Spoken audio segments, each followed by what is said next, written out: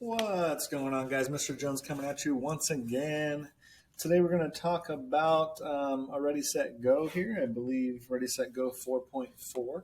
So hopefully you took some notes on solving inequalities already. That was the last video I did, and now we're going to get into this Ready, Set, Go. So go ahead and skip 1 and 2. I'm just going to write that at the very top.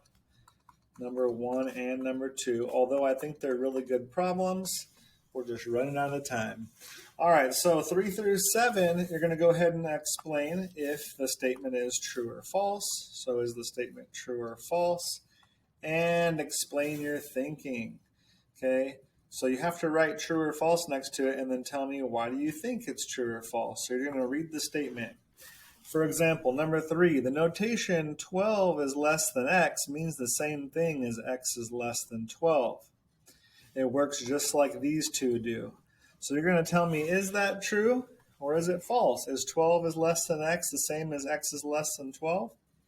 And if it's false, then tell me why you think it's false. All right, the next one's a little tricky, but it's just saying this inequality right here is the exact same thing as this. And so then it's trying to actually kind of trick you by saying the next part. By saying I can multiply by -2 on the left side without reversing the inequality sign. But tell me if that's true or false. Do the two highlighted, this and this, are they the same? Next question, when solving the inequality, 10x plus 22 is less than 2. The second step should say this. So it's basically trying to get you to figure out what you do first. And then I think that they actually flip the sign. So anyway, you're just going to read these and say if they're true or false and then give a sentence, okay? A sentence answer. And that's what explain your thinking means. Don't forget about that part. All right. The next section here, as you can see on the left, 8 through 11. 8 through 11 is going to be just solving 4 inequalities. So very similar to the questions that I gave you on the last video whenever I'm going over them and I had you write the notes. It just says solve for x, show your work, indicate if the given value of x is an element of the solution set. Okay, so let's just look at number 8. Okay, and number 8 says 2x minus 9 is less than 3. And then it says, is this part of the solution set? So is x equals 6 part of the solution set? Okay, so could you say that x equals 6 is one of the answers? Okay, so I'm going to actually just do this one for you, just so you can see what's up, and then you can do the other 3. So you should definitely have this one on your homework, right? All right, the way that I would solve it is probably just, there's 2 different ways you can do it. So here's method 1, right? Method 1. You can plug in 6 right there for x. Okay? So 2 times 6 minus 9 is less than 3. Okay, you could do that and then just solve. 2 times 6 is 12, and 12 minus 9 less than 3. Okay, 12 minus 9 actually equals 3. So is 3 less than 3? No. Therefore, x minus 6 is not in the solution set. No, because whenever I plug it in, it doesn't make the inequality true. Okay, it doesn't make the inequality true. Method number 2, okay, so that's one way to do it. Here's the other way you can do this, since you just learned how to do this recently. Okay, you could solve this inequality right here. Solve this by getting x by itself. So add 9 to both sides, okay, 2x, this cancels, is less than 12. Then you're going to divide both sides by 2, and we're not doing anything with negatives, so you're going to keep the sign. X needs to be a number less than 6. Okay, your answer has to be a number less than 6. So up here, whenever I said, is x equals 6 part of my solution set? No, because I have to choose a number less than 6. So any number less than 6, and 6 is not less than 6. Okay, so that's how you would solve those. That's how you solve 8, 9, 10, or 11. It's just like that. Use one of those two methods. Okay, either method number 1 or method number 2. But both of these are for problem number 8. All right, here's something that actually might be slightly new. Okay, numbers 12 through 17. Okay, I'm going to go ahead and solve one of them for you. Let me think about which one I want to solve. All right, I'll just solve the top one. It doesn't even matter. Okay, so number 12. I'm going to solve a simple one. Okay, so it gives you a number line, by the way. So we're going to put that down there. It says solve each inequality and then graph the solution on the number line. All right, go ahead. Let's just go ahead and solve this. So you solve it like normal, where you just get x by itself and flip the sign if you need to. But in this case, 7 minus 9, negative 2. In this case, we don't need to flip the sign. Okay? All right. So x is less than or equal to negative 2. By the way, you always want your x to be on the left and the number to be on the right. This is very important. X on left, number on right. If it was written the other way, okay, for example, if it looks like this, this is the exact same thing, but you always want to read it starting from the number. So you can either say x is less than or equal to negative 2, or you can just rearrange it where it's still pointing the same direction, and then just read it left to right. Okay, so I like for it to be left to right, and your answer is right there, right here. Okay, that was our answer. All right, so now how do I graph x is less than or equal to negative 2? Well, we definitely want to have a negative 2 on our graph. Okay, so if negative 2 is there, 0 is there, 2 is there. All right, you don't have to put all the numbers, but you definitely want to have the number that your answer is, and you know where other numbers are. This is just a typical number line. Okay, so go ahead and put negative 2. That's your answer. I'm going to put a big old fat dot there. Okay, big old fat dot. And it's everything less than or equal to negative 2. So my answer is going to include negative 2 and everything less than it, right? That's what this graph is going to show. Because to the left of that is anything less than it, and the closed dot shows that you're including it. So this is actually what your graph answer will look like. Everything negative 2 and to the left. Now here's a little note I want to make a point whenever you're looking at the graph. So this should go in your notes for graphing inequalities. If you have a closed dot, that means that these, that goes with this. Okay, that's a closed dot. An open dot is going to be just this.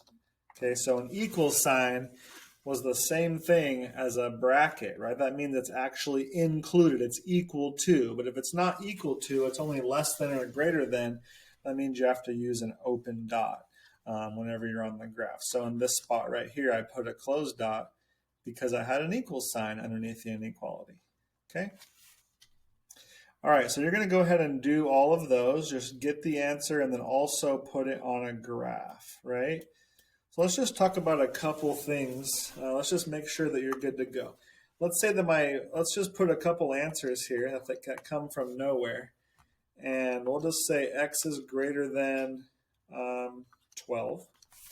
We'll do another one that says, and we'll actually do it in a different color. We'll do number 2 over here, and we'll say x is greater than or equal to 4. And the last one I want to do is x is less than positive 8. Okay, it doesn't really matter. Okay, actually, let's just do it this way. 8 is greater than x. Okay, so those are our 3 examples. What I would like you to do is pause the video and see if you can't graph these. We didn't have to solve anything. I just gave you the answer. But I want to see if you can graph them, and then I'm going to graph them right now. So go ahead and pause the video. All right. So here's the first one. If x is greater than 12, it doesn't really matter. You can put the numbers anywhere. So I like to just put my number in the middle. Okay, 12 goes there. And if 12 is there, then let's just say 0 is here. And let's say 24 is here. It doesn't really matter. Okay, but all we know is, let's put the answer in purple, that x is any number greater than 12. So here's 12. It's not equal to 12, so leave it open dot. And then greater than is that way, right? X is anything greater than 12. All right, the blue graph, it says x is greater than or equal to 4. All right, I'm going to put 4 in the middle because that's the number I care about. If that's 4, here's 0, here's 8, just so we can get a reference. It's equal to 4 and everything greater than. X is greater than or equal to 4. All right, the next graph, I'm actually going to put the orange graph right here. So this was number 1, this was number 2, and now graph number 3 I'm going to put right here, just smaller, so we can fit it on the screen. Okay, so 8 is greater than x. Ooh, that's kind of hard. 8, what the heck does that even mean? Read it backwards. X is less than 8.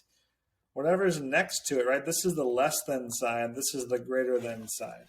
So you say whatever's closest to it. So if you're going to start reading from x, x is less than 8.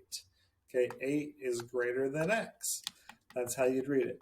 So if you don't like that, then just rewrite it with the x on this side. Make sure it's still pointing towards it. And now you have x is less than 8.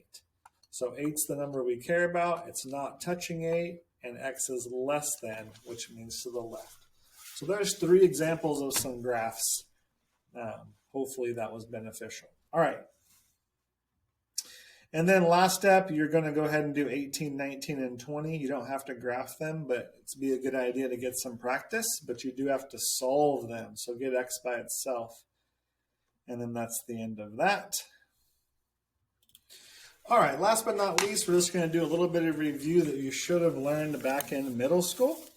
So it's just solving the system of equations, so multiple equations at the same time, using the method called substitution. So the example it gives you, it says one equation is y equals 12. The other equation is 2x minus y equals 14. These go together at the same time, and so it's saying solve for x and y. Okay, so solve for x and y. All right, this says the first equation already states that y equals 12. So guess what? You don't have to solve this one for anything. You could just plug that in, aka substitute y for 12 in this equation right here. 2x minus, let's put it in a box like Mr. Norman would teach. Here's what y goes. It's 12, right? Plug in 12, this number, equals 14. Now we're going to add 12 to both sides. I'll go ahead and do this quickly. And we get 2x, this cancels, equals 26. Then we divide both sides by 2, and we get x equals 13. Okay, x equals 13 and y equals 12. So we were able to solve for both at the same time using substitution. All right, the only time this will be a little bit different is if you have 2 equations that you have to solve. So go ahead, I'm not going to do this one for you, but let's go ahead and look at number 23. It says 2y equals 10. And 4x minus 2y equals 50. So for both of these equations combined, what does x and y equal? Well, you don't know what either one of them equals, and you can't solve this one yet because it has 2 variables. So you have to solve the one in it that only has 1 variable in it. So you're going to solve this equation for y, right?